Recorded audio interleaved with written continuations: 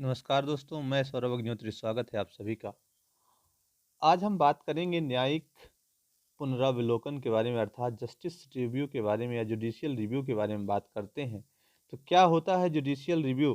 तो आप लोगों ने देखा होगा कि हमारे भारतीय संविधान में शासन के 3 अंग मुख्यतः दिखाए गए हैं, जिसमें से पहला अंग होता है आपका विधायिका, दूसरा कार्यपालिका और तीसरी होती है न्यायपालिका।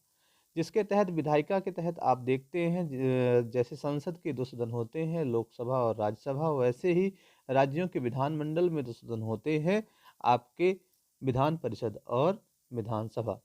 वहीं न्यायपालिका अपने आप में अलग होती है, जिसमें आपके जुडिशियल सिस्टम आता है। ठीक है।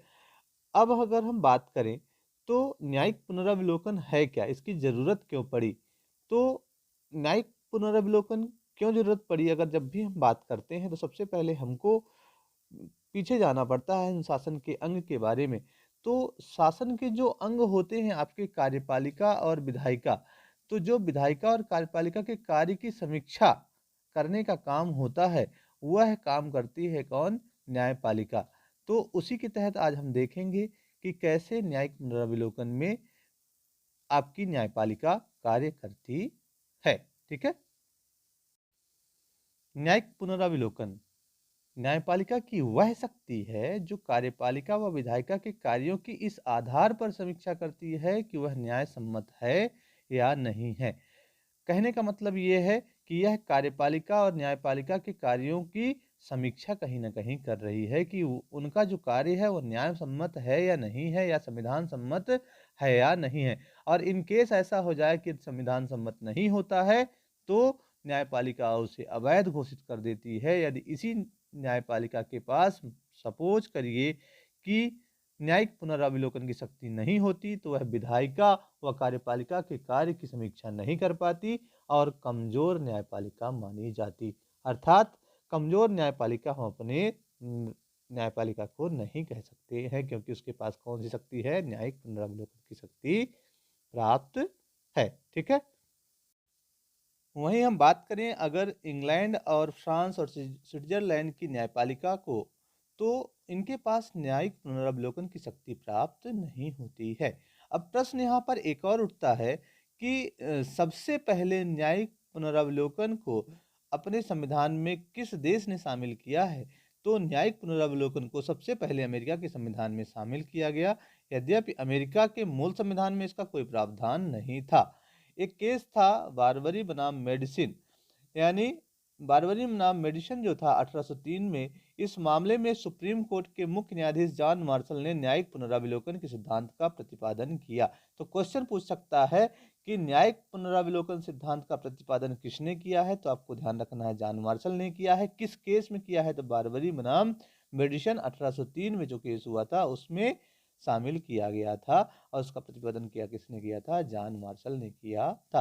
अमेरिका में न्यायिक पुनरावलोकन विधि की उचित प्रक्रिया जो है उस पर आधारित है। अर्थात सुप्रीम कोर्ट नैसर्गिक न्याय अर्थात नैसर्गिक विवेक से यह तय करता है कि कार्यपालिका व विधायिका के कार्य मानवाधिकारों के हित में है या नहीं है। इसलिए वह विश्व की सबसे शक्तिशाली न्यायपालिका बन जाती है। इसीलिए सर यूरोज ने कहा था कि संविधान वो ही है जिसे न्यायाधीश कहते।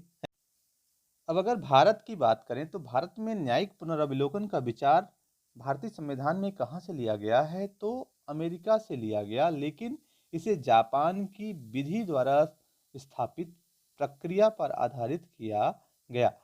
इसके अंतर्गत न्यायपालिका इस आधार पर समीक्षा करती है कि संविधान के अनुरूप है या नहीं है। अतः भारत के बारे में कहा गया है कि हम संविधान के अंतर्गत हैं, परंतु संविधान वही है जिसे न्यायाधीश कहते हैं।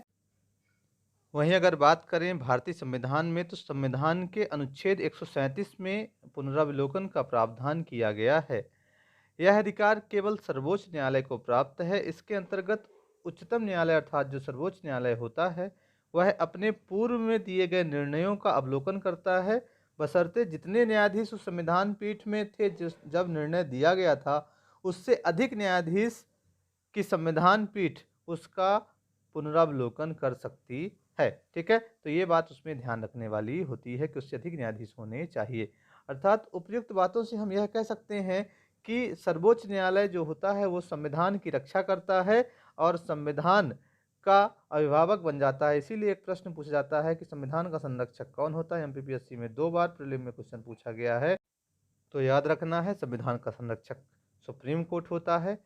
तो आप हमारे इस वीडियो को ध्यान से सुनिए, अच्छे से इसको नोट डाउन कर लीजिए, जिससे आपको बाद में कोई प्रॉब्लम ना हो। और साथ ही साथ हमारे चैनल को लाइक और सब्सक्राइब ज़रूर करिएगा, और हो सके तो दोस्तों को भी इसको शेयर करिएगा, जिससे उनको भी अगर इस विषय संबंधित कोई समस्या हो तो उनकी समस्या का समाधान हो सके।